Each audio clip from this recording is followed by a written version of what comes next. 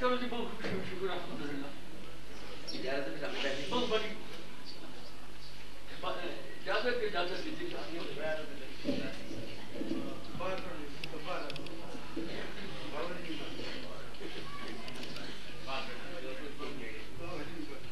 میں وہ کتاباں بھی نہ اور ایسی ذکر بھی ہو گیا حسین نے میرے سے کتابیں میں چھتر کتابیں قرآن بھی جانے میں بیان نہیں کرنا جو میں بیمار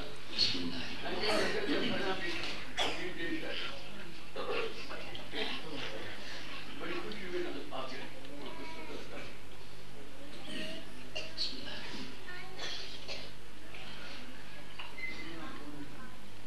نحمده ونصلي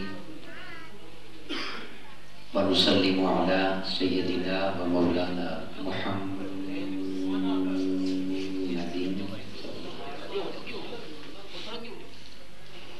رسوله النبي الأمين المكين الحنين الكريم الرؤوف الرحيم أما بعد فأعوذ بالله من الشيطان الرجيم بسم الله الرحمن الرحيم قال الله تبارك وتعالى في الكلام المجيد والفرقان الحميد تبارك الذي بيده الملك وهو على كل شيء قدير صدق الله مولانا العظيم وقال الله تبارك وتعالى في شان حبيبه مخبرا وآمرا إن الله وملائكته يصلون على النبي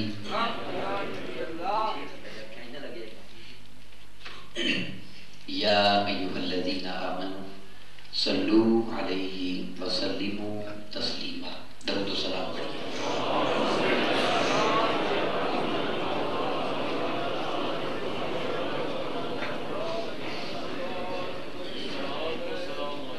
الصلاة والسلام عليك يا سيدي يا رسول الله وعلى آلك وأصحابك يا سيدي يا حبيب الله. لفظ جب تک وضو نہیں کرتے، لفظ جب تک وضو نہیں کرتے، یا رسول اللہ ہم آپ کی گفتگو نہیں کرتے.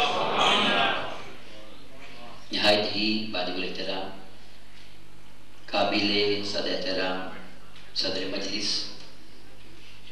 زینت مجلس، رونق بزم،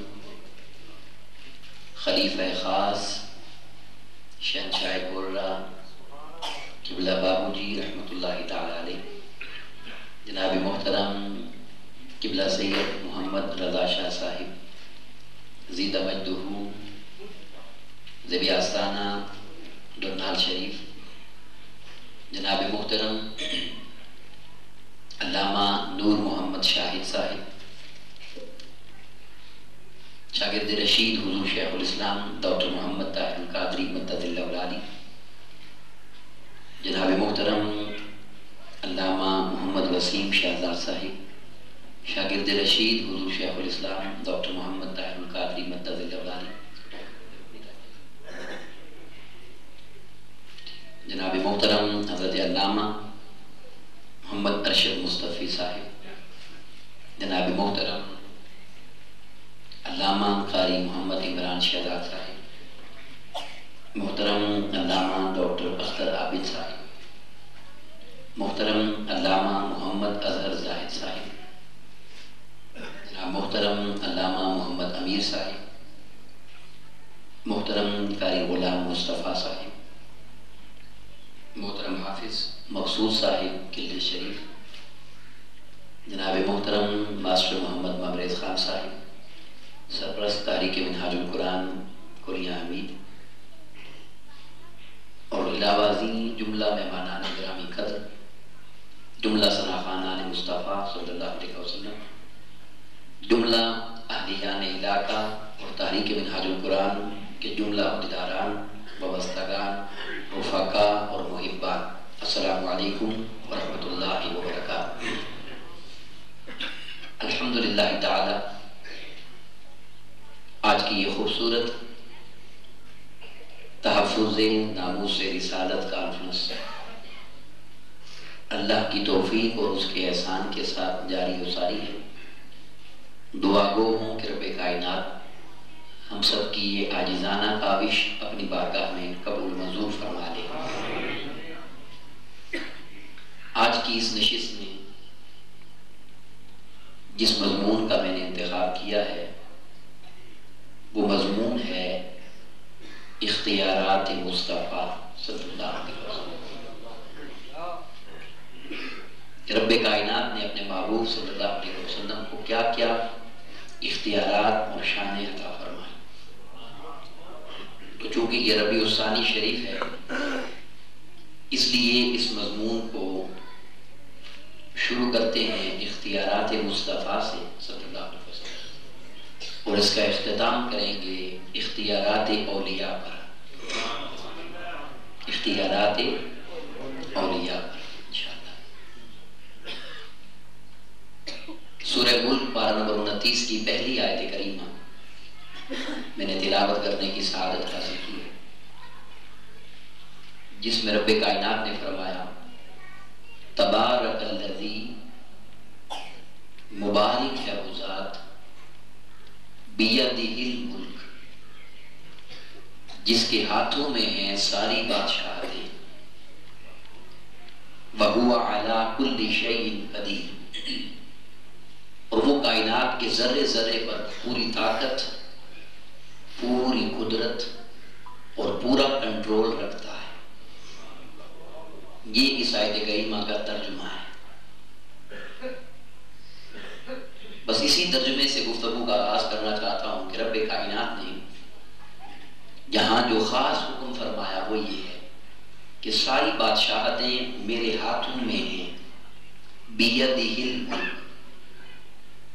یدن عربی زبان میں ہاتھ کو کہتے ہیں، ہاتھ۔ رب کائنات نے یہ نہیں فرمایا کہ ساری بادشاہتیں میری ہیں اس مقام پر، نہ یہ فرمایا ہے کہ ساری بادشاہتیں میرے لیے ہیں، نہیں۔ اس کے الفاظ ہیں بیدہ الملک، کہ ساری بادشاہتیں میرے ہاتھوں میں ہیں۔ اب سوال پیدا ہوتا ہے کہ کیا اللہ کے ہاتھ بھی ہیں؟ تو اس کا جواب ہم نفی میں دیں گے، کیونکہ اللہ جسم سے پاک ہے، نہ اس کے ہاتھ ہیں، نہ اس کے پاؤں ہیں، نہ اس کا سر ہے، نہ اس کا سینہ، جسم نہیں۔ اس کی شان ہے اللہ نور السماوات والارض، وہ زمین و آسمان کا نور ہے، اور یہ زمین و آسمان کا نور ہے۔ اسی مولا سے پوچھتے ہیں اے اللہ یہ ساری بادشاہتیں تو فرماتا ہے تیرے ہاتھوں میں ہیں اور ہے بھی ہاتھوں سے پاک، تو مولا کچھ ہمیں بھی تو بتا کہ تیرے ہاتھ کون سے ہیں،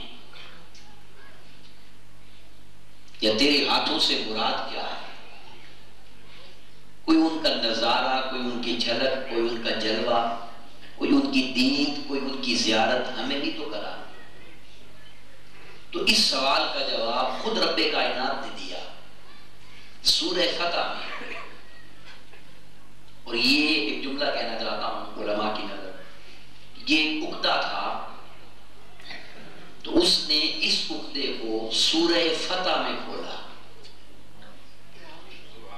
سورہ فتح کا معنی علماء جانتے ہیں، سورہ فتح میں کھولا، اور آیت مبارکہ نمبر 10 میں، اور منظر کو بیان فرمایا کہ جب صحابہ کرام رضوان اللہ علیہم اجمعین پیارے آقا علیہ السلام کی دست مبارک پر بیعت فرما رہے تھے، جیسے پیران عظام سے ہوتی ہے، مشائخ سے ہوتی ہے، اولیاء سے بیعت ہوتی ہے، تو جب صحابہ بیعت فرما رہے تھے تو رب کائنات نے فرمایا ان الذین یبایعونک، اے میرے محبوب صلی اللہ علیہ وسلم، بے شک جو لوگ آپ سے بیعت کرتے ہیں ان سب کو بتا دیجئے انما یبایعون اللہ، کہ ان لوگوں نے صرف اللہ سے بیعت کی ہے۔ یہاں میں آپ کو سمجھا کے جانا چاہتا ہوں، جیسے آپ کے سامنے آستانِ عالیہ گولڈا شریف ہے، اسی طرح آستانِ عالیہ اجمیر شریف ہے، تو اگر ایک شخص گولڈا شریف سے بیعت ہوتا ہے تو اس کو کیا کہیں گے آپ کہ یہ گولڈا شریف سے بیعت ہے یا اجمیر شریف سے؟ بولیے سارے، گولڈا شریف سے۔ اب یہاں رب کائنات کیا فرما رہا ہے؟ بے شک میرے محبوب صلی اللہ علیہ وسلم جو لوگ آپ سے بیعت کرتے ہیں انہوں نے صرف اللہ سے بیعت کی ہے۔ اب آپ کو بات سمجھ آ رہی ہے؟ تو یا اللہ جنہوں نے حضور سے بیعت کی صلی اللہ علیہ وسلم، وہ بیعت تیری کیسے ہو گئی؟ اس نے فرمایا اس لیے ید اللہ فوق ایدیہم، یہ جن گورے گورے ہاتھوں کو تم چوم رہے ہو اور جس محبوب کے ہاتھوں میں ہاتھ دے کر تم بیعت کرتے ہو، ادب سے ملا کرو، ادب سے دیکھا کرو، یہ اوپر والا ہاتھ یہ محمد مصطفیٰ کا تو نہیں، یہ تو تمہارے اللہ کے ہاتھ ہیں، یہ تو تمہارے اللہ کے ہاتھ ہیں۔ کون سے؟ وہی جو محمد مصطفیٰ کے ہیں صلی اللہ علیہ وسلم۔ اب اس آیت کی طرف توجہ فرمائیں، مبارک ہے وہ ذات جس کے ہاتھوں میں ہے ساری بادشاہتیں، ساری عزتیں، ساری جرتیں، ساری طاقتیں، ساری عظمتیں۔ اے اللہ وہ ہاتھ کون سے ہیں؟ تو فرماتا ہے وہی ہیں جو محمد مصطفیٰ کے ہاتھ ہیں۔ اب اس کا معنی کیا بنا؟ مبارک ہے وہ ذات جس نے ساری طاقتیں، ساری عزتیں، ساری بادشاہتیں، ساری عظمتیں اپنے محبوب محمد مصطفیٰ کے ہاتھوں میں دے رکھی ہے۔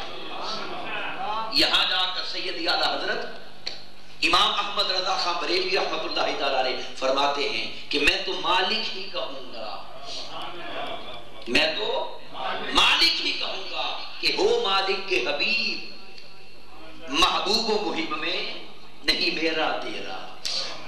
تو رب کائنات نے فرما دیا کہ ہمارے ہاتھ وہی ہیں جو محمد مصطفیٰ کے ہیں صلی اللہ علیہ وسلم۔ اب آپ کو سمجھ آ گئی کہ بادشاہتیں کن ہاتھوں میں ہیں؟ بولیے سمجھ آ گئی یا نہیں؟ اسی کو ایک اور مثال سے بتاتا ہوں قرآن مجید میں سے۔ آقا رسول اللہ علیہ وسلم نے زمین سے کچھ خاک اٹھائی، کنکر، اور وہ کافروں کو مارے۔ اب اس آیت کو یہاں بیٹھ کر نہ سمجھیں، وہاں جا کر سمجھیں۔ سارے صحابہ دیکھ رہے تھے کہ محبوب نے مارا ہے صلی اللہ علیہ وسلم، دیکھ رہے تھے کہ محبوب نے مارا ہے، اور رب کائنات نے قرآن اتار کر فرمایا وَمَا رَمَيْتَ، اے میرے محبوب یہ آپ نے تو نہیں مارا۔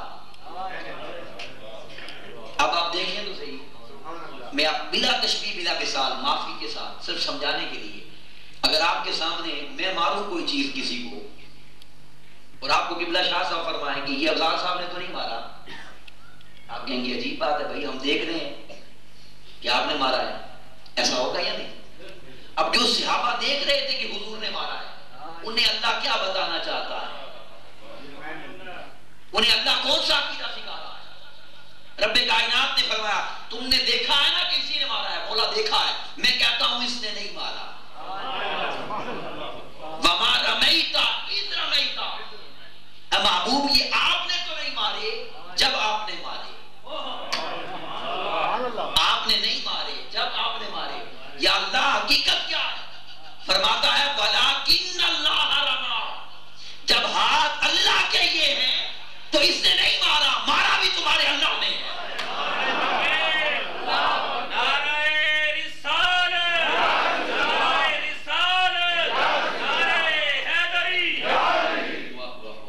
تو آقا رسول اللہ السلام کے مبارک عمل کو اللہ اپنا عمل قرار دیتا ہے، سبحان اللہ، حضور کے دست مبارک کی وجہ سے۔ اب آپ کو سمجھ آ گئی بات؟ بس ایک آیت اور دے کے پھر آگے چلتے ہیں، کیونکہ بہت ساری مثالیں آپ کو دینا چاہتا ہوں۔ رب کائنات نے سورۃ النساء آیت نمبر 65 میں اپنی قسم کھائی، اپنی اور غور سے سن لیں، اس نے اپنی قسم بھی لاجواب انداز میں کھائی. اس نے یہ نہیں فرمایا مجھے اپنی قسم، مجھے رب کی قسم، مجھے دنیا کے رب کی قسم، انبیاء کے رب کی قسم، مخلوق کے رب کی قسم نہیں. اس نے فرمایا فلا وربک، اس کا ترجمہ سنیں، اے میرے محبوب صلی اللہ علیہ وسلم مجھے اس کی قسم جو تیرا رب ہے. وہ اپنی قسم کھا رہا ہے محبوب کی نسبت کے ساتھ. اب ایمان سے بتائیے کیا اللہ قسم کھانے کے لیے کسی کی نسبت کا محتاج ہے؟ اللہ اس وقت بے نیاز ہے. تو جب بے نیاز ہے تو محبوب کی نسبت کے بغیر اپنی قسم کیوں نہیں کھاتا؟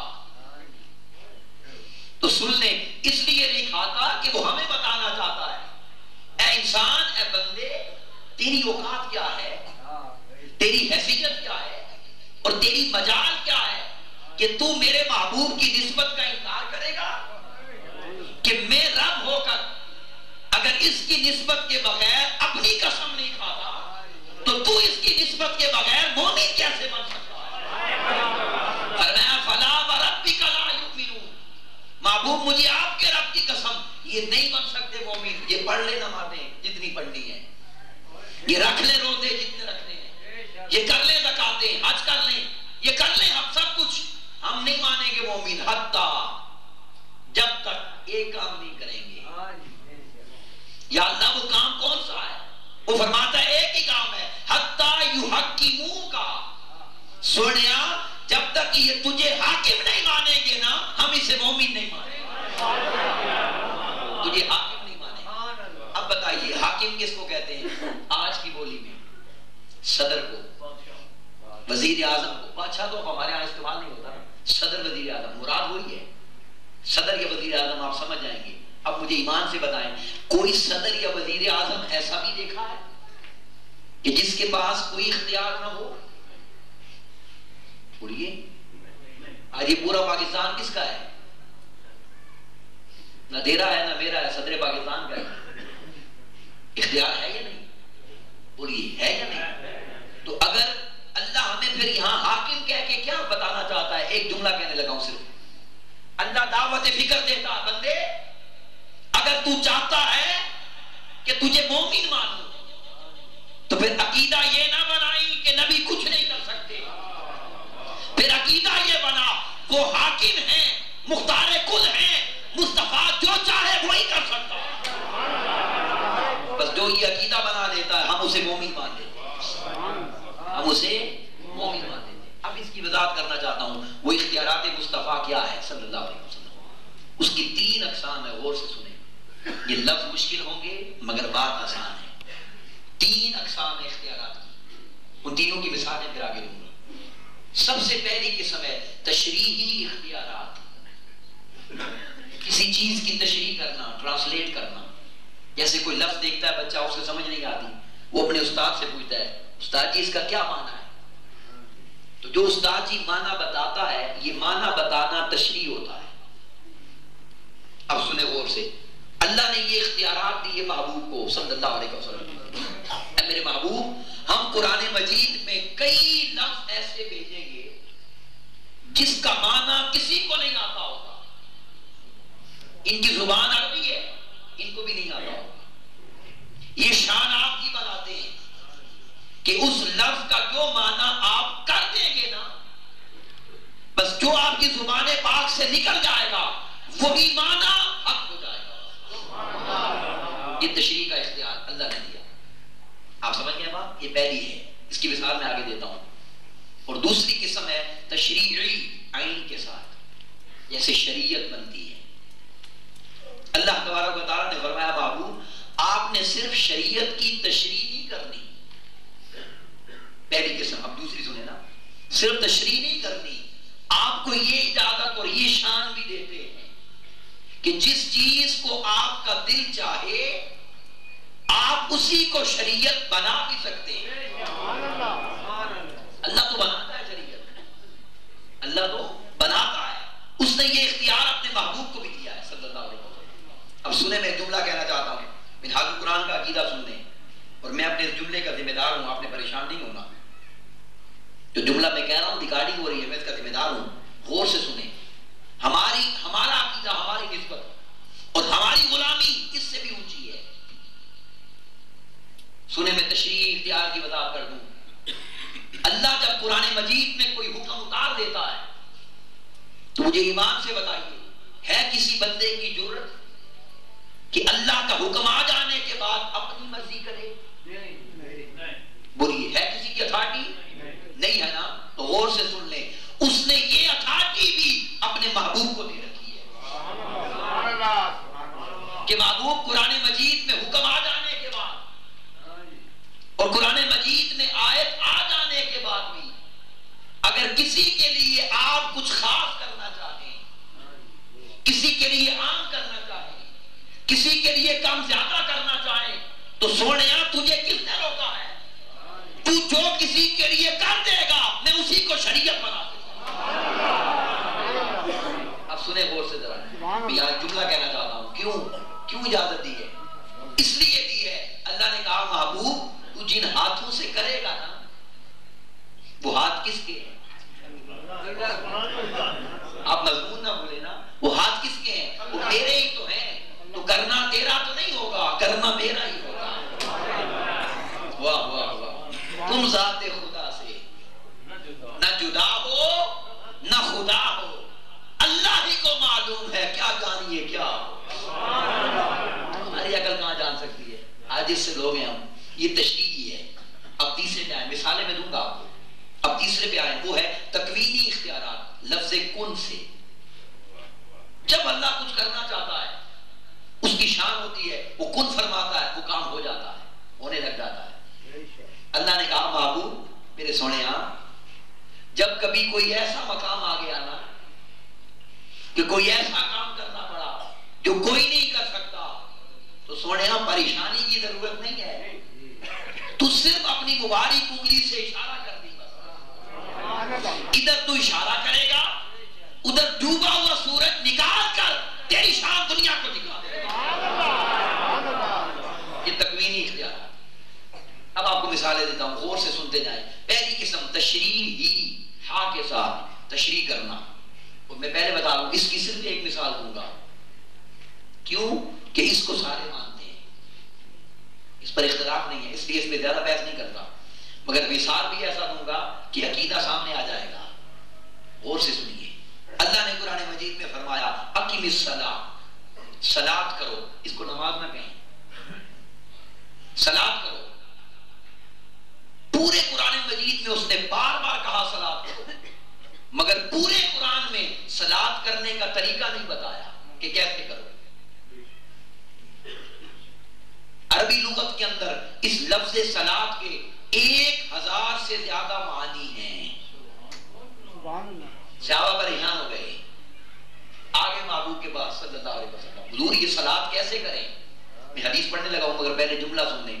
آقا علیہ السلام نے فرمایا حکم اس سے پوچھو، حکم اس سے سنو اور طریقہ مجھ سے سنو. جو کر دیا حضور نے وہ صلاۃ ہو گیا. بس کسی کی جرات ہی نہیں کہ چیلنج کر سکے. یہ ہے اتھارٹی. ہم سمجھ گئے بات. اب حدیث پاک سنیے غور سے. بخاری شریف کا کتاب الاذان ہے، حوالہ بھی یاد رکھیں. صحابہ آ کر کہتے ہیں کیف نصلی یا رسول اللہ صلی اللہ علیہ وسلم، حضور ہم صلاۃ کیسے کریں؟ اب میں تشریح کر رہا ہوں، غور سے سنیں. آقا صلی اللہ علیہ وسلم نے نماز پڑھ کر دکھا دی. نماز پڑھ کر دکھا دی. جیسے ہی دکھائی تو انہوں نے پوچھا میرے محبوب کیا ہم بھی آپ کی طرح کریں؟ یہ لفظ بڑا خاص ہے. جب استاد کسی بچے کو لکھنا سکھاتا ہے نا بلیک بورڈ پر، تو لکھ کر دیتا ہے بیٹا میری طرح لکھی. وہ کاپی پر بھی لکھ کے دیتا ہے بیٹا نیچے میری طرح لکھی. تو انہوں نے سوچا حضور آپ کی طرح کریں؟ سرکار نے فرمایا سنو سنو غور سے. کیا؟ سلو تم بھی کرو مگر میری طرح نہیں. یہ بڑا خاص جملہ ہے. سلو کما رأیتمونی اصلی. تمہیں دکھایا اس لیے کہ میں یہ نہیں کہتا کہ میری طرح کرو.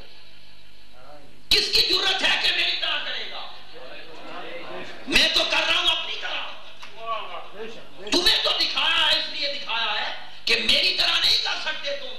جیسا تم کو نظر آ گیا ہے نا بس ویسے ہی کرو.